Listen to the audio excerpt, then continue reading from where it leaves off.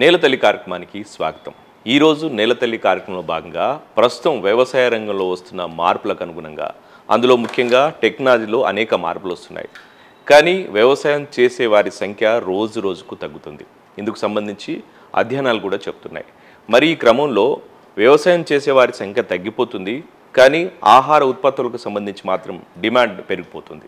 ఇలాంటి క్రమంలో కొన్ని సంస్థలు ఈ కాంట్రాక్టు వ్యవసాయాన్ని మొదలుపెడుతున్నాయి. ఈ కాంట్రాక్టు వ్యవసాయానికి సంబంధించిన చట్టాలు ఏ విధంగా ఉంటాయి, ఇందులో ఉండే విధి విధానాల గురించి తెలుసుకోవడానికి మనతో పాటు చర్చించడానికి భూచట్ట న్యాయ నిపుణులు, రైతు కమిషన్ సభ్యులు సునీల్ కుమార్ గారు ఉన్నారు.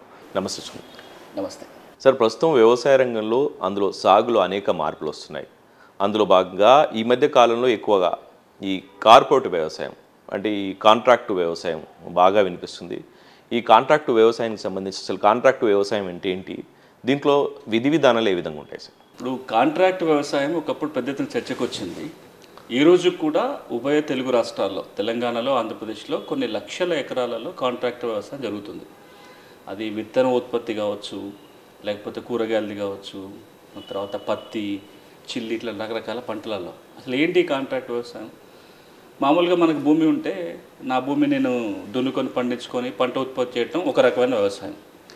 లేదా నాకు భూమి లేదు, లేదా కొంచెం భూమి ఉంది, వేరే వాళ్ళ నుంచి కొంత భూమికి తీసుకొని కౌలుకు తీసుకోవటం, పాలుకు తీసుకోవటం, అంటే పంట షేరింగ్ కావచ్చు, లేకపోతే ఆ భూమికి రెంట్ పే చేసి మనం టెనెన్సీ కౌలుకు తీసుకొని వ్యవసాయం చేస్తాం. ఇవి రెండు మనం ఎప్పటి నుంచో వింటూ వస్తున్న పద్ధతులు. నా సొంత భూమి సాగు చేసుకోవటము, కౌలుకో పాలుకో తీసుకొని సాగు చేసుకోవటము. ఒక 25-30 ఏళ్ళుగా ఒక కొత్త పదం మనం వింటూ వస్తున్నాం మన దేశంలో, కాంట్రాక్టు సాగు లేదా కాంట్రాక్టు వ్యవసాయం. కాంట్రాక్టు వ్యవసాయం అంటే ఏంటంటే, ఎవరైతే రైతు ఉన్నారో ఆ రైతుతో ఒక కంపెనీనో, ఒక సంస్థనో, ఒక వ్యక్తినో ఒక ఒప్పందం కుదుర్చుకుంటాడు. ఏమని ఒప్పందం కుదుర్చుకుంటాడంటే, నువ్వు పలానా పంట పండించు, నీ పంట పండిన తర్వాత ఈ పలానా రేటుకు నీ పంట నేనే కొనుగోలు చేస్తాను అని ఒక అగ్రిమెంట్ కుదుర్చుకోవటం. దీన్ని మనం బేసిక్గా ఫార్వర్డ్ ట్రేడింగ్ అంటాం. ఇప్పుడు ఉదాహరణకి నేను ఈ సెల్ ఫోన్లో మ్యానుఫ్యాక్చరింగ్ చేస్తున్నాను.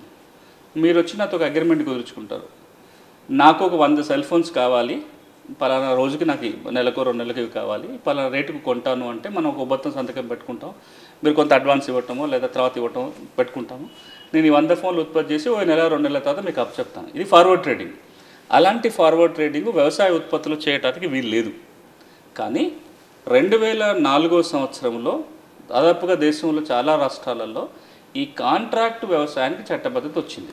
ఇప్పుడు దాని అర్థం అంటే ఏంటంటే, ఈ తెలుగు రాష్ట్రాలలో ఇప్పుడు ఇక్కడ కూడా చట్టం వచ్చింది కాబట్టి ఎవరైనా ఒక వ్యక్తి కావచ్చు, ఒక సంస్థ కావచ్చు, ఒక రైతుతోనో ఒక రైతు గ్రూప్ అంటే ఎఫ్పిఓలో లేకపోతే ఇంకో రకంగా రైతుల సంఘాలుగా ఉంటే వాళ్ళతోటి ఒక ఒప్పందం కుదుర్చుకొని ఏ పంటనైనా ఇక మీరు పలానా పంట పండించండి, ఆ పంట చేతికి వచ్చేటప్పటికి ఇగో పలానా రేటుకు మేము కొనపోతున్నామని ఒక అగ్రిమెంట్ కుదుర్చుకోవటాన్నే కాంట్రాక్ట్ వ్యవసాయం అంటాం.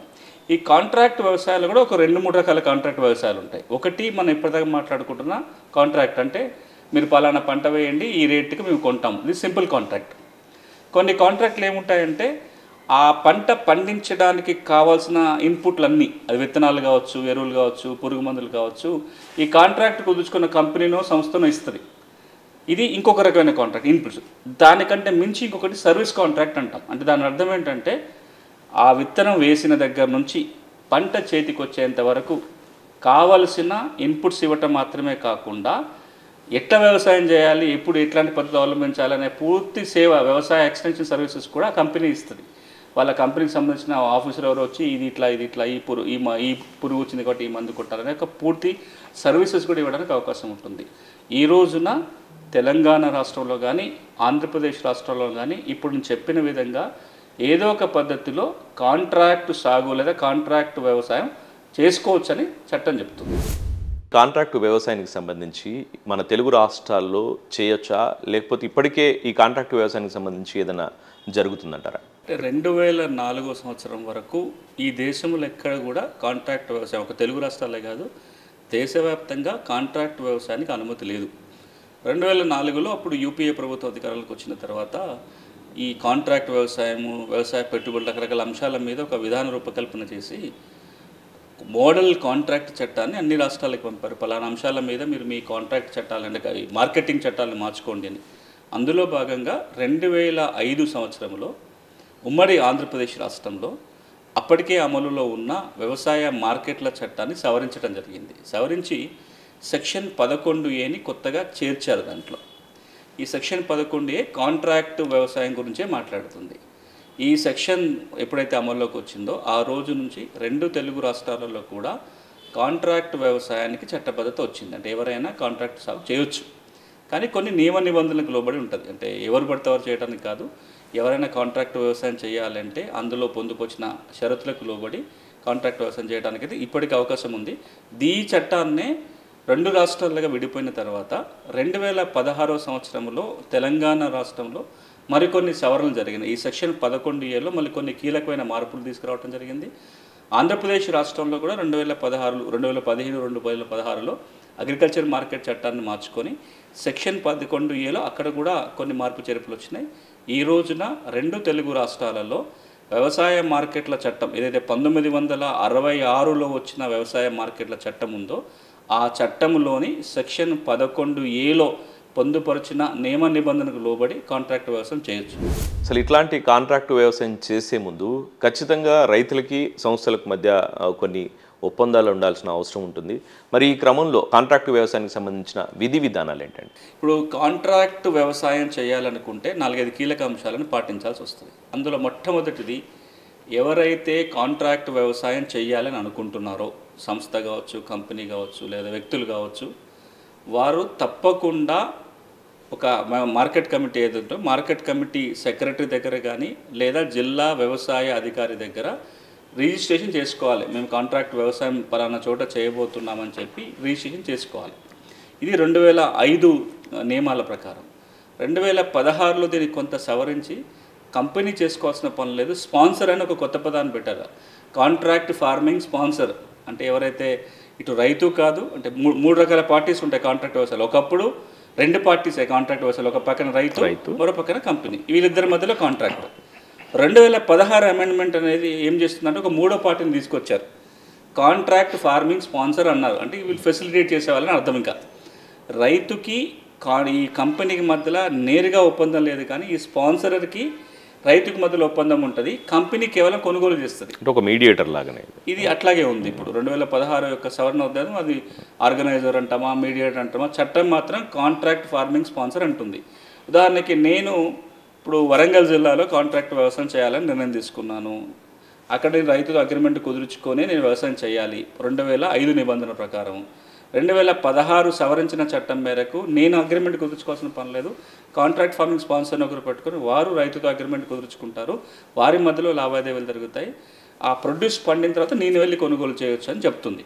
ఈ స్పాన్సర్ ఏం చేయాలి? ఎవరైతే కాంట్రాక్ట్ ఫార్మింగ్ స్పాన్సర్ ఉన్నారో ఆ వ్యక్తి లేదా ఆ సంస్థ కూడా అగ్రికల్చర్ అధికారి దగ్గర కానీ మార్కెట్ కమిటీ సెక్రటరీ దగ్గర, రెండు ఎందుకు అంటున్నారంటే కాంట్రాక్ట్ వ్యవసాయం చేయబోయే భూమి ఒకటే మార్కెట్ కమిటీ పరిధిలో ఉందనుకోండి, అప్పుడు అక్కడ ఉన్న అగ్రికల్చర్ మార్కెట్ కమిటీ ఏదైతే ఉంటుందో అక్కడ సెక్రటరీ దగ్గర రిజిస్ట్రేషన్ చేసుకుంటే సరిపోతుంది కాంట్రాక్ట్ వ్యవసాయం చేయబోతున్నాను అని.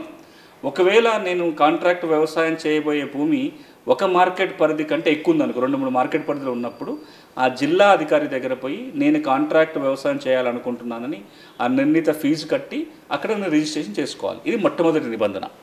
ఇక రెండవ నిబంధన ఏంటంటే ఈ కాంట్రాక్ట్ ఫార్మింగ్ స్పాన్సర్ ఎవరు ఉన్నారో ఆ వ్యక్తి రైతుకు మధ్యలో ఒక రిటర్న్ అగ్రిమెంట్ ఉండాలి, రాతపూర్వకమైన ఒప్పందం చేసుకోవాలి. ఈ ఒప్పందంలో ఏముండాలో కూడా చట్టమే చెప్తుంది.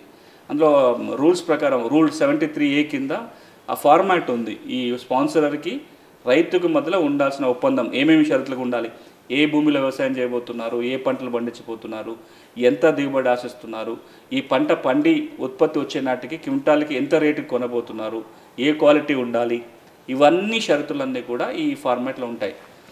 ఇది రెండో షరతు. ఇక మూడోది ఏంటంటే ఈ అగ్రిమెంట్ మీరు అంటే స్పాన్సరు రైతు రాసుకొని వాడి దగ్గర ఉంచుకుంటే సరిపోదు, దీని ఒక కాపీ తీసుకెళ్ళి నేను ఇంతకుముందు చెప్పినట్టుగా ఎవరైతే రిజిస్ట్రేషన్ అథారిటీ ఉన్నారో మార్కెట్ కమిటీ కావచ్చు, జిల్లా వ్యవసాయ అధికారికి ఒక కాపీ ఇవ్వాలి. ఇది రెండో నిబంధన.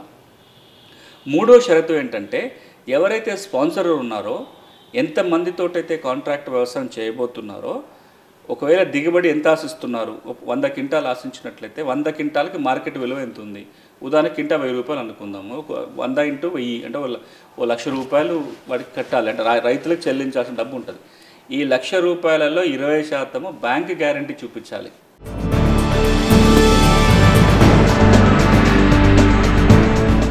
ఈ కాంట్రాక్టు వ్యవసాయానికి సంబంధించి ఈ నిబంధనలు ఈ మధ్య కాలంలో చాలా మార్పులు వచ్చాయి. అంటే ఇందులో ఎలాంటి సవరణలు జరుగుతున్నాయి, ఎలాంటి మార్పులు మనం చూడొచ్చు? ఇప్పుడు 2004 వరకేమో అసలు కాంట్రాక్ట్ వ్యవసాయానికి చట్టబద్ధత లేదు. 2004లో క్లుప్తంగా చట్టం ఏమన్నదంటే ఎవరైతే కాంట్రాక్ట్ వ్యవసాయం చేయాలనుకున్న కంపెనీ రైతుతో అగ్రిమెంట్ కుదుర్చుకోవాలి. దానికి ఒక నమూనా ఇచ్చారు. ఆ కాగితం మీద సంతకాలు పెట్టుకోవాలి. ఈ కాగితం కాపీ ఒకటి మార్కెట్ కమిటీకి ఇవ్వాలి. ఏదన్నా కనుక డిస్ప్యూట్ వచ్చినట్లయితే మార్కెట్ కమిటీ తీరుస్తుంది. ఆర్బిట్రేషన్ ద్వారా అప్పీల్ చేసుకోవడానికి అవకాశం ఉంటుంది అనేది అప్పటి సారాంశం.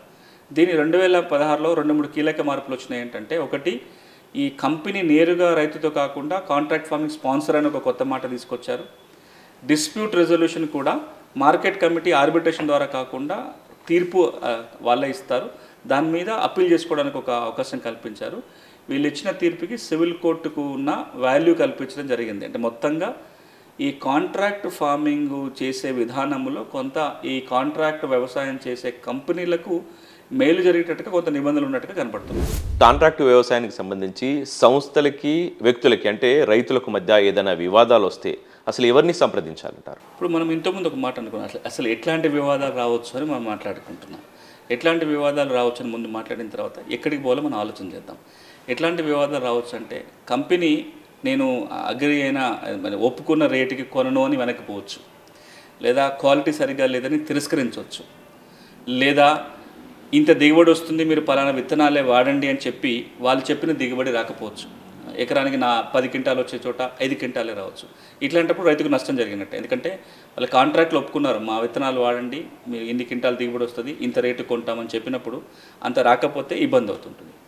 ఇటు రైతు వైపు నుంచి అంటే రైతు దగ్గర నుంచి పొరపాట్లు ఏం కంపెనీకి వచ్చే ఇబ్బందులు ఏమి ఉండొచ్చు అంటే రైతు ఆ రేటుకి నేను అమ్మనొచ్చు చేతికి పంట వచ్చిన తర్వాత, మా పంట అమ్మకుండా ఇంకో చోట పోయి అమ్ముకునే అవకాశం ఉంటుంది. ఇట్లాంటి ఇటువైపు వివాదం వచ్చిన అంటే ఇటు రైతుకు ఇబ్బంది కలిగినా లేదా అటు పక్కన కాంట్రాక్ట్ వ్యవసాయం చేసే కంపెనీకి వివాదం ఏర్పడినా ఇది కోర్టుకు వెళ్ళడానికి అవకాశం లేదు. ఎక్కడికి వెళ్ళాలి అంటే ఎక్కడైతే వ్యవసాయం జరుగుతుందో, ఏ భూమిలోనైతే ఈ కాంట్రాక్ట్ వ్యవసాయం జరుగుతుందో ఆ కాంట్రాక్ట్ చేస్తున్న భూమి ఏ మార్కెట్ కమిటీ పరిధిలో వస్తే ఆ మార్కెట్ కమిటీ యొక్క సెక్రటరీ ఉంటారు. సెక్రటరీ దగ్గర దరఖాస్తు పెట్టాలి. అంటే మేము పలానా చోట కాంట్రాక్ట్ వ్యవసాయం చేస్తున్నాము, నాకు పలానా ఇబ్బంది వచ్చింది అని రైతన్నా వెళ్ళొచ్చు. లేదా అక్కడ చేస్తున్న కంపెనీ కూడా మేము పలానా చోట రైతుతో కాంట్రాక్ట్ కుదుర్చుకున్నాము, మాకు రైతుతో ఈ ఇబ్బంది ఉంది కాబట్టి అని చెప్పి వివాదాన్ని అక్కడికి వెళ్ళొచ్చు. ఒకసారి ఈ పిటిషను ఆ వ్యవసాయ మార్కెట్ కమిటీ సెక్రటరీ దగ్గర నమోదైన తర్వాత 30 రోజుల్లోగా ఆ సమస్యకి పరిష్కారం చేయాలి. ఒక ఆర్డర్ కాపీ ఇవ్వాలి, తీర్పు ఇవ్వాలి, దాని మీద ఒక నిర్ణయం తీసుకోవాలి. అంటే ఇరు పక్షాలకు నోటీసులు ఇచ్చి పిలిచి మాట్లాడి, సో కంపెనీ తప్పు చేసినట్లయితే రైతుకు నష్టపరిహారం కట్టేయాలను మనం ఇంతకుముందు చెప్పుకున్నాం, డిపాజిట్ కూడా వాళ్ళ దగ్గర పెట్టుకొని ఉంటారు కాబట్టి ఒక తీర్పు ఇవ్వాలి. ఈ అగ్రికల్చరల్ మార్కెట్ కమిటీ సెక్రటరీ ఏదైతే తీర్పు ఇస్తారో దాని మీద కనుక అభ్యంతరాలు ఉన్నట్లయితే తీర్పు వచ్చిన 30 రోజుల్లోగా ఈ అగ్రికల్చర్ మార్కెట్ కమిటీ సెక్రటరీ తీర్పు ఇచ్చిన తర్వాత ఆ తీర్పు మీద ఎవరికి అభ్యంతరం ఉన్నా, రైతుకి అభ్యంతరం ఉన్నా, కంపెనీకి అభ్యంతరం ఉన్నా, తీర్పు వచ్చిన 30 రోజుల్లోగా డైరెక్టర్ మార్కెటింగ్కి అప్లై చేసుకోవాలి. తెలంగాణలో హైదరాబాద్లో, అక్కడ ఆంధ్రప్రదేశ్లో అయితే విజయవాడలో ఉన్న డైరెక్టర్ మార్కెటింగ్కి అప్పీల్ చేసుకోవడానికి అవకాశం ఉంటుంది. వీరు కూడా ఒకసారి అప్పీల్ నమోదైన తర్వాత 30 రోజుల్లోగా డైరెక్టర్ అగ్రికల్చర్ మార్కెటింగ్ తన తీర్పుని ఇవ్వాల్సి ఉంటుంది. అగ్రికల్చర్ డైరెక్టర్ ఇచ్చిన మార్కెటింగ్ డైరెక్టర్ ఇచ్చిన తీర్పు ఇంకా ఫైనల్. ఈ తీర్పుకి సివిల్ కోర్టు కనుక తీర్పిస్తే ఏ విలువ ఉంటుందో అదే విలువ ఉంటుంది.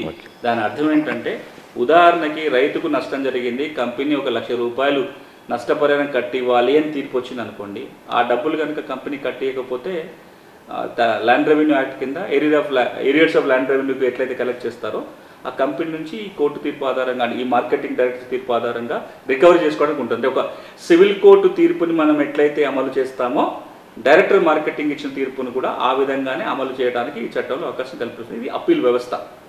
ఇంతకు మునుపు అంటే ఇప్పుడు దీంట్లో ఇంకొక మాట ఏంటంటే సివిల్ కోర్టుకు పోవడానికి అవకాశం లేదు. బట్ ఈ అప్పీల్ వ్యవస్థ బాగానే ఉంది, దరఖాస్తు పెట్టుకోమని చెప్తున్నారు, బాగానే ఉంది. కానీ కాంట్రాక్టే లేకపోతే నేను కాంట్రాక్ట్ వ్యవసాయం చేస్తున్నా కానీ కాంట్రాక్ట్ లేదు, నేను నా దగ్గర నాకు రాతపూర్వకమైన కాంట్రాక్ట్, అదే ఇక్కడ ఇప్పుడు ఇబ్బంది వస్తుంది. నా దృష్టికి వచ్చిన చాలా కేసులలో కూడా ఇప్పుడు ఒకటి మెదక్ జిల్లాలో ఈ మధ్య కాలంలో దోసకాయల సాగు సాగుతుంది. ఆ రైతు కంపెనీపై అగ్రిమెంట్ కుదుర్చుకుంది. ఏమని అగ్రిమెంట్ అంటే, మేము ఇస్తున్న వెరైటీ వాడండి, ఇది కనుక వాడితే ఎకరానికి ఇంకో పలానా దిగుబడి వస్తుంది, మేము దీన్ని కేజీకి ఇంత చొప్పున కొనుగోలు చేస్తామని చెప్పి కమిట్ అయ్యారు. తర్వాత ఏదో రోగం వచ్చినప్పుడు దానికి ఎరువులు పురుగు మందులు పలానా వాడండి వాళ్ళే సప్లై చేశారు. తీరా చూస్తే అసలు ఆశించిన దిగుబడిలో 30% కూడా రాలేదు, వాళ్ళు కొనలేదు. ఈ దిగుబడి కూడా వాళ్ళు తీసుకెళ్ళి ఇంకెక్కడో మార్కెట్లో అమ్ముకోవాల్సి వచ్చింది. ఇప్పుడు రైతుకు నష్టం జరిగింది. ఎక్కడికి వెళ్ళాలి?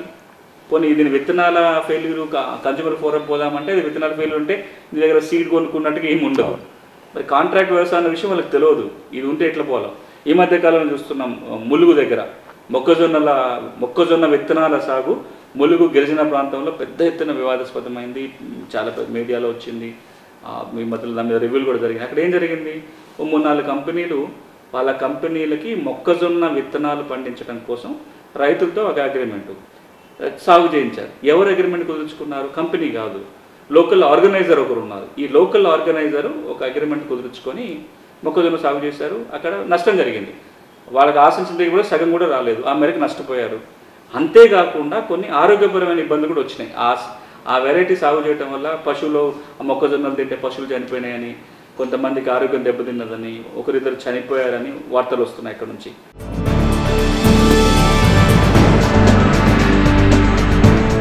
ఇప్పుడు అంటే ఇది ఈ రూల్ మీద చాలామందికి తక్కువ అవగాహన, అందుకోసం నేను ఈ కాగితం చూపిస్తున్నాను. ఇది 2016లో తీసుకొచ్చిన చట్ట సవరణ. మీరు ఇక్కడ చూస్తే సెక్షన్ 11A అని ఉంటుంది. ఇదేం చెప్తుంది? Contract farming, every contract farming sponsor shall register, shall అంటే compulsory, shall register with the registering authority in such manner and on payment of such fee అని ఉంటుంది.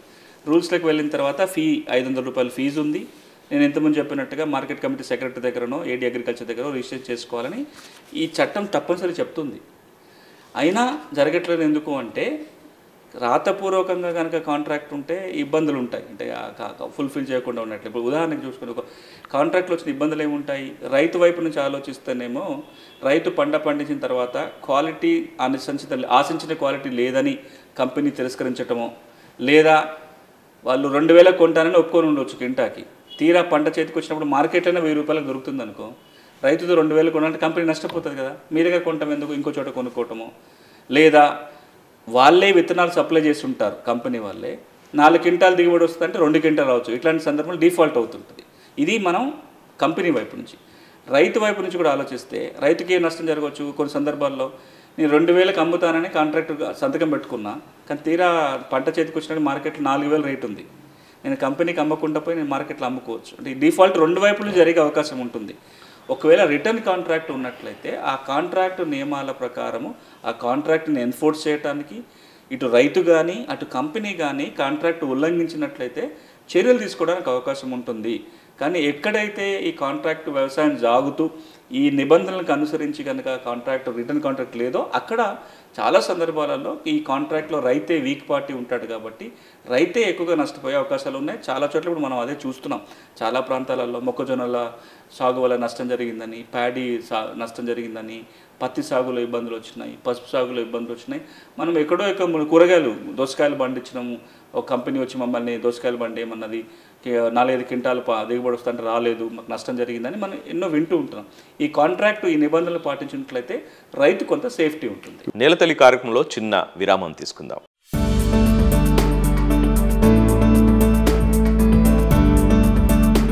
కాంట్రాక్టు వ్యవసాయం చేసే క్రమంలో ఈ భూములకు సంబంధించి ఏదైనా వివాదం ఏర్పడే అవకాశం ఉంటుందంటారా? మీరు అడిగింది చాలా కీలకమైన ప్రశ్న. ఇప్పటిదాకా అతిపెద్ద భయం అదే. కేంద్ర ప్రభుత్వం ఈ కాంట్రాక్ట్ వ్యవసాయానికి సంబంధించిన ఒక చట్టం తీసుకొచ్చే నేపథ్యంలో 3 వ్యవసాయ చట్టాల్లో ఇదొక చట్టం ఉండే కాంట్రాక్ట్. అప్పుడు కూడా పెద్ద ఇబ్బంది ఎక్కడ వచ్చిందంటే, మీరు కనుక కాంట్రాక్ట్ వ్యవసాయాన్ని ఒప్పుకుంటే మెల్లమెల్లగా ఈ కాంట్రాక్ట్ వ్యవసాయం కాస్త కార్పొరేట్ వ్యవసాయంగా మారుతుంది. అంటే ఈ భూమి మెల్లమెల్లగా కంపెనీల చేతికి వెళ్ళిపోతుంది, రైతుల చేతిలో భూమి లేకుండా అయిపోతుంది అనేది దాని మీద పెద్ద భయం. ఒక ఆశ కలుగుద్ది కదా కంపెనీకి, ఇది తీసుకుంటే బాగుంటుంది ఈ ప్లేస్ మొత్తం. ఒకటి. రెండోది, రైతు ఏదో డిఫాల్ట్ అవుతాడు, దాని కింద భూమి రాయించుకుంటారు. ఇప్పుడు గిరిజన ప్రాంతాలలో మనీ లెండింగ్ ద్వారా భూములు పోయినాయి. మీరు గిరిజన ప్రాంతాల్లో గిరిజన భూములన్నీ గిరిజన చేతులకు ఎందుకు ఎక్కువ పోయినాయి అంటే మనీ లెండింగ్ ద్వారా. నాన్ ట్రైబల్ వస్తాడు, గిరిజనులకి 1,00,000 రూపాయలు, 50,000, 10,000, 100, 500 అప్పిస్తాడు. అది ఆయన కట్టలేడు.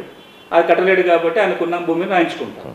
రేపు పొద్దున రైతులు కూడా కాంట్రాక్ట్ వ్యవసాయాలకు వెళ్ళి రాతపూర్వకంగా పెట్టుకున్నాక ఏదైనా డిఫాల్ట్ జరుగుతుంది, ఇబ్బంది అవుతుంది, ఆయన డబ్బులు చెల్లించలేని పరిస్థితి ఉంటుంది. మెల్లమెల్లగా ఆ భూమి రైతు చేతుల నుంచి కంపెనీ చేతికి వెళ్తుంది. లేదా మీరు చెప్పినట్టుగా అక్కడ వ్యవసాయం చేస్తున్న కంపెనీ కొనేస్తుంది. ఏదో రకంగా కాంట్రాక్ట్ వ్యవసాయం పేరుతోటి మెల్లమెల్లగా రైతుల భూములు కార్పొరేట్ చేతులకు వెళ్ళే అవకాశం ఉంది. ఒక భయం. రెండో భయం ఏంటంటే కాంట్రాక్ట్ వ్యవసాయం ఎవరు కుదుర్చుకోవచ్చు అంటే భూమి ఉన్న రైతు మాత్రమే కాదు. మీరు ఇప్పుడు వెళ్ళి 100 ఎకరాలు కౌలుకు తీసుకొని లేదా లీజుకు తీసుకొని మీరు ఇంకో కంపెనీతో కాంట్రాక్ట్ వ్యవసాయం ఒప్పందం కుదుర్చుకోవచ్చు. అంటే ఏమవుతుంది, ఇండైరెక్ట్గా 1000 ఎకరాల భూమి ఒకరు లీజుకు తీసుకొని ఈ వ్యక్తి కంపెనీతో అగ్రిమెంట్ కుదుర్చుకొని కూడా కాంట్రాక్ట్ వ్యవసాయం చేయొచ్చు. అటు మెల్లమెల్లగా హక్కులు పోతేనే ఒక భయం ఉంది. ఈ చట్టంలో ఒక క్లాజ్ రాసి ఉంటుంది. దీంట్లో ఏం చెప్తున్నారంటే స్పష్టంగా ఒక మాట, ఇది చెప్పినాక నేను దీని గురించి వివరించే ప్రయత్నం చేస్తాను.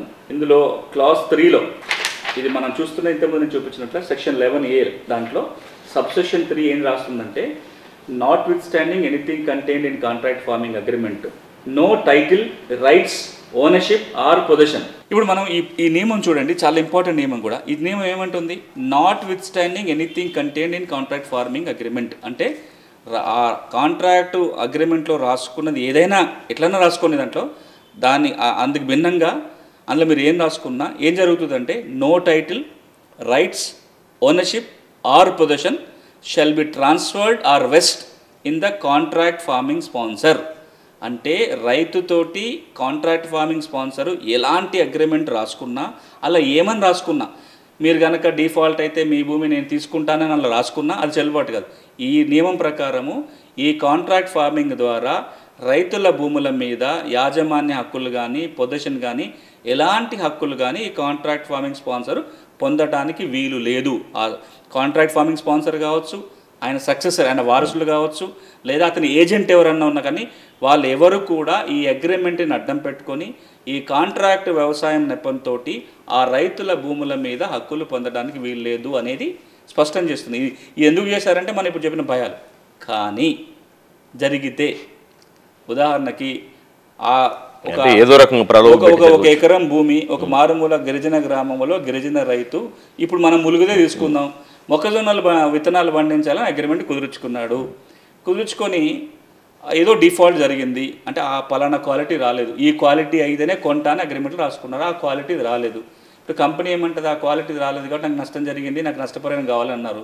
ఆ నష్టపరిహారం ఇవ్వలేని పరిస్థితుల్లో నీ భూమి నాకు కావాలని రాయించుకుంటే లేదా ఇంకో రకంగా భూమి పోతే కాన్సిక్వెన్సెస్ ఏంటి అని లేకపోవటం వల్ల అందుకే ఈ భయం ఉంది కాబట్టి కేంద్రం తీసుకొస్తున్న కాంట్రాక్ట్ వ్యవసాయం చట్టం ఏదైతే ఉందో అది వద్దని ఎక్కువ మంది చేయటం వల్ల ఆ చట్టం వెనక్కిపోయింది. కానీ ఈరోజుకి ఇది మనం ఇంకా ఇది చట్టమే, ఇది నేను మాట్లాడుతున్నది అగ్రికల్చర్ మార్కెట్ల చట్టంలో ఒక నిబంధన గురించి మాట్లాడుతున్నాను.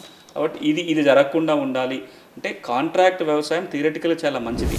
సరే రైతు సంగతి మర్చిపోదాం, వ్యవసాయ అధికారులకు ఎంతమందికి ఇది తెలుసు, ఎంతమంది రైతు సంఘాలకి ఎన్జిఓలకి ఈ నియమం ఉందని తెలుసు. అదే అక్కడ ఇబ్బంది. అంటే మామూలుగా రైతుకు చట్టాల మీదనే అవగాహన ఉండదు. అంటే రైతు అన్నవాడు భూమి ఉందా లేదా కౌలుకు తీసుకున్నా దున్నుకొని 4 గింజలు తినడానికో ఇంటి కోసం వాడుకొని 4 గింజలు మార్కెట్లో అమ్ముకొని 4 రూపాయలు జేబులు పెట్టుకోవటం వరకే అవగాహన ఉంటుంది. కానీ చట్టాలు, నియమాలు, కాగితాలు, కాంట్రాక్టులు, రికార్డులు ఎక్కడి నుంచి ఇప్పుడిప్పుడే భూమి రికార్డులే సరిగ్గా ఉండాలనే విషయాన్ని ఇప్పటిదాకా పట్టించుకోకుండా గడిచిన 5-10 ఏళ్ళుగానే కొంత అవగాహన పెరిగి కాగితాల మీద దృష్టి పడింది. డిజిటలైజేషన్ వచ్చే కాంచి మీరు వ్యవసాయానికి సంబంధించిన 65 చట్టాలు ఉంటాయని ఎవరికి తెలుసు? భూమి చట్టాలు కాకుండా 65 చట్టాలు, అందులో మార్కెట్ల చట్టం, అక్కడ దాకా ఎందుకు పేరు వద్దు. కానీ ఈ కాంట్రాక్ట్ వ్యవసాయం గురించి ఈ మధ్యకాలం 3-4 వ్యవసాయంలో మేధావులతో మాట్లాడిన ఎక్స్పర్ట్స్, కొన్ని అంటే దశాబ్దాలుగా వ్యవసాయం మీద పనిచేసిన ఎక్స్పర్ట్స్తో మాట్లాడితే ఈ ప్రయోజనం కూడా తెలియదు. అంటే ఇది ఉందన్న విషయం కూడా వారి దృష్టికే లేదు. అట్లాంటప్పుడు రైతులకు తెలుస్తుంది, మనం ఆశించలేం. అందుకే ఇట్లాంటి ఇది కావచ్చు. మనం ఇటీవల ఇంతకుముందు ఒకసారి మన కార్యక్రమంలోనే కొత్త వంగడాలు రైతు హక్కుల చట్టం గురించి మాట్లాడుకున్నాం, ప్లాంట్ వెరైటీస్ ప్రొటెక్షన్ యాక్ట్. ఆ చట్టం ఏమంటుంది, ఎవరైనా రైతు కొత్త వంగడాలు అంటే రిజిస్ట్రేషన్ చేసుకోవచ్చు. ఆ కొత్త వంగడాల ద్వారా వచ్చిన విత్తనాలు నాటినట్లు నష్టం జరిగితే పోయి ప్రత్యేకమైన నష్టపరిహారం పొందడానికి అవకాశం ఉంది. ఇన్ని మాట్లాడుకున్నాం. కొత్త వంగడాల కోసం వచ్చిన చట్టం వచ్చి 2001లో చట్టం, 24 ఏళ్ళు అవుతుంది. ప్రైవేట్ కంపెనీలు కొన్ని వేలల్లో కొత్త వంగడాలు రిజిస్ట్రేషన్ చేసుకున్నాయి. రైతుల పేరుతో వంగడాల రిజిస్ట్రేషన్ 34-40 ఉన్నాయి. మరి 5,000 సంవత్సరాలుగా రైతే కదా వ్యవసాయం చేస్తున్నది. వంగడాలని కనిపెట్టింది ఎవరు? రైతే కదా కనిపెట్టింది. రైతు వంగడాలు ఎన్ని రిజిస్టర్, ఎందుకంటే చట్టమే తెలియదు, ప్రాసెస్ తెలియదు. ఇప్పుడు ఇది కూడా ఈ కాంట్రాక్ట్ ఫార్మింగ్ కోసం ఒక చట్టం ఉంది. దీని ప్రకారం వ్యవసాయం చేస్తే పలానా అగ్రిమెంట్ ఉండాలి. నా దగ్గరికి ఎవరైనా కాంట్రాక్ట్ వ్యవసాయం చేయాలని వచ్చిన వాడికి నువ్వు రిజిస్ట్రేషన్ చేయించుకున్నావా, నీ రిజిస్ట్రేషన్ పత్రం మీద అడగవచ్చు. ఇప్పుడు అన్నిటికంటే కీలకం ఏంటంటే, ఇప్పుడు సెక్షన్ 11A వ్యవసాయ మార్కెట్ల చట్టం ఏమో కాంట్రాక్ట్ వ్యవసాయం గురించి వివరిస్తుంది. దాని పూర్తి వివరాలు రూల్స్లో, రూల్ 73Aలో నియమ నిబంధనలు అన్నీ ఉన్నాయి. ఎంఎస్పీలో కంటే తక్కువ తీసుకోవద్దు, లేకపోతే బ్యాంక్ గ్యారెంటీ ఉండాలి, ఇవన్నీ ఉన్నాయి. వీటిలో ఈ రూల్లో ఒక కీలకమైన అంశం ఏంటంటే, రైతు ఆ కాంట్రాక్ట్ ఫార్మింగ్ స్పాన్సర్ మధ్యలో కుదురించుకోవాల్సిన ఒప్పందం యొక్క నమూనా ఉంది. అంటే ప్రతి రైతు ఎవరైతే కాంట్రాక్ట్ వ్యవసాయం చేయాలనుకుంటున్న రైతు ఉంటారో, ఇగో ఈ నమూనాలో అగ్రిమెంట్ కుదుర్చుకోవాలి. ఇక్కడ కనపడుతుంది, ఫారం 11A అని ఉంటుంది. రూల్ 73A ప్రకారం కాంట్రాక్ట్ ఫార్మింగ్ అగ్రిమెంట్. ఈ అగ్రిమెంట్ కనుక రైతు ఆ సంబంధించిన స్పాన్సర్ తోటో కంపెనీతో కుదుర్చుకుంటే రేపు పొద్దున నష్టం జరిగిన అడగడానికి ఉంటుంది. ఏమున్నాయి దీంట్లో టర్మ్స్ అండ్ కండిషన్స్? ఏ రైతు పేరు, ఆ కాంట్రాక్ట్ ఫార్మర్ స్పాన్సర్ ఎవరు ఉన్నారో ఆయన పేరు, పూర్తి వివరాలు, ఏ భూమిలో కాంట్రాక్ట్ సాగు జరుగుతుందో ఆ భూమి సర్వే నెంబరు, భూమి విస్తీర్ణం, ఇతర వివరాలు, ఏ పంట పండించబోతున్నారు, ఎన్ని ఎకరాల్లో పండించబోతున్నారు, ఏ క్వాలిటీ ఆశిస్తున్నారు, ఆ క్వాలిటీకి ఆ స్పాన్సర్ కానీ కంపెనీ కానీ చెప్తున్న రేట్ ఎంత, వస్తే ఎంత కొంటారు. తర్వాత క్వాలిటీ కనుక సరిగా లేకపోతే తిరస్కరించము అని కంపెనీ ఒప్పుకోవాలి. ఒకవేళ ఆశించిన దిగుబడి కంటే తక్కువ వచ్చినా రైతు నష్టపరిహారం చెల్లించాల్సిన అవసరం ఉండదు. ఎంత వస్తే అంత దిగుబడి కొనాల్సిందే. మార్కెట్లో రేట్లు ఎక్కువ తక్కువలు ఉన్నాయని కంపెనీ కొనడానికి తిరస్కరించడానికి వీల్లేదు. అదేవిధంగా ఈ భూమి మీద ఎట్లాంటి హక్కులు ఈయనకి రావు. వివాదాలు ఏర్పడితే కనుక ఈ చట్టంలో చెప్పినట్టుగా మేము మార్కెట్ కమిటీకి వివాద పరిష్కారానికి వెళ్తాము. ఇవన్నీ ఒప్పుకొని కింద ఆ రైతు సంతకం పెట్టాలి, కాంట్రాక్ట్ ఫార్మింగ్ స్పాన్సర్ ఎవరు ఉంటారో వారు కూడా సంతకం పెట్టాలి. ఈ కాగితం ఒక కాపీ రైతు దగ్గర ఉండాలి, ఒక కాపీ ఆ కాంట్రాక్ట్ ఫార్మింగ్ స్పాన్సర్ దగ్గర ఉండాలి, ఒక కాపీ అగ్రికల్చర్ మార్కెట్ దగ్గర ఈ కాపీని అక్కడ ఇవ్వాలి. ఇవన్నీ చేయాలి. ఈ ఈ ఈ ఒక్క జాగ్రత్తనన్నా సరే, యాక్ట్లో ఏముంది, రూల్స్లో ఏముంది, ఇవన్నీ మర్చిపోయినా కాంట్రాక్ట్ వ్యవసాయం ద్వారా విత్తనాల పండిస్తున్నారా, వరి సాగు చేస్తున్నారా, పత్త, మిరపన, మామిడ, ఏదైనా సరే ఆ రైతు కనుక ఇట్లాంటి అగ్రిమెంట్ చేసుకుంటే ఫ్యూచర్లో ఏ నష్టం జరిగినా నష్టపరిహారం దక్కించుకోవడానికి ఒక భరోసా ఏర్పడుతుంది. Thank you so much. Thank you. Contract వ్యవసాయానికి సంబంధించిన అంశాల గురించి చాలా వివరంగా చెప్పారు. అంటే రైతులు కానీ అటు సంస్థలకు కానీ ఎట్లాంటి విధి విధానాలు ఉంటాయన్న అంశాలు అందరికీ ఉపయోగకరంగా ఉంటాయి. ఇది ఇవాల్టి నేలతల్లి కార్యక్రమం. మరో ఎపిసోడ్లో మళ్ళీ కలుద్దాం. నమస్తే.